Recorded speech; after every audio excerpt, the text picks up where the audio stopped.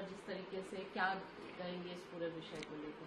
देखिए, diamond harbour, मोगलाहाट ऐसे बहुत सारे असेंबलीज पे 3 असेंबलीज में 15 बूथों पर रीपोलिंग हो रहा है और मुझे तो लगता है ये संख्या बहुत कम है और फलता को लेकर अभी तक कोई डिसीजन नहीं आया। मालूम नहीं इलेक्शन कमीशन इसके बारे में क्या सोचेगा, क्या करेगा।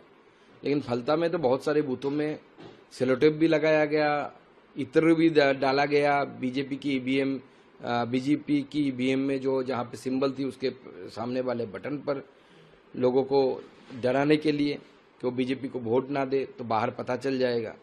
तो इस तरीके की बदमाशी टीएमसी के द्वारा किया गया है। तो अब इलेक्शन कमीशन सिर्फ 15 बूथों पे करा रही है। तो जो भी हो, अब इलेक्शन कमीशन कराए और जल्दी से जल्दी सारा इलेक्शन खत्म होकर 4 तारीख को जनता की राय आने दे, वही सबसे जरूरी है। टीएमसी के लीडर जो शशि पांजा है, उन्होंने एक चिट्ठी लिखी है स्टेट इलेक्शन कमीशन को, कंसर्न जताया है सीसीटीवी डिस्ट्रप्शन को लेकर स्ट्रांग रूम में। उन्होंने डिमांड किया है कि इमीडिएट एक्सेस हो और इस तरीके की बातें लगातार ये डिमांड होते जा रहे हैं। देखिए, टीएमसी के दिल में हारने का जो डर है वो डर बैठ गया है। इसी के कारण बार बार इस तरीके की सारी चीजें उनके द्वारा उठाई जा रही है जो पहले हम एज ए ऑपोजिशन उठाते थे। और जैसे मैंने बताया पहले भी कि टीएमसी ने अपना ऑपोजिशन पार्टी का रोल कल से ही शुरू कर दिया ममता बनर्जी के नेतृत्व में। अब नेता जब ऐसे करने लगेंगे तो बाकी लोग भी ऐसे ही करेंगे ना।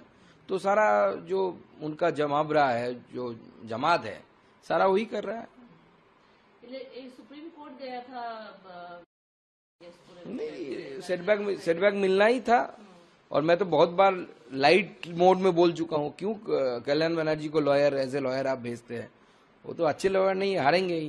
तो इस बार भी हारने का मौका मिला उनको और कोर्ट ने उनको समझा दिया कि डेमोक्रेसी क्या है। इलेक्शन कमीशन किसको देके काउंटिंग कराएगी तो इसकी ये उनकी प्रेरोगेटिव है। तो वो प्रेरोगेटिव, वो पावर उनके पास है। और वो तो ऐसे नहीं कि कोई कॉन्ट्रेक्चुअल लोगों से करा रहा है, जो परमानेंट गवर्नमेंट एम्प्लॉई है उनके द्वारा किया जा रहा है।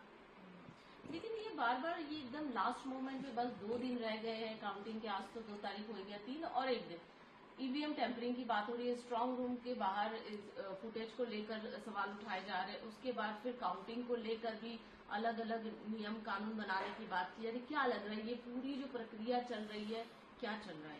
देखिए, टीएमसी की तरफ से हार की डर की वजह से बार बार इस तरीके की जो एलिवा या लांछन जो भी बोली इलेक्शन कमीशन के ऊपर लगाने की कोशिश कर रही है, क्योंकि टीएमसी भी सोच समझ गई है कि आगे आने वाले जो रिजल्ट है वो रिजल्ट उनको निराश करेगी, हताश करेगी और बीजेपी की सरकार बनेगी। इसीलिए बार बार इस तरीके की बातें उनकी तरफ से आ रही है।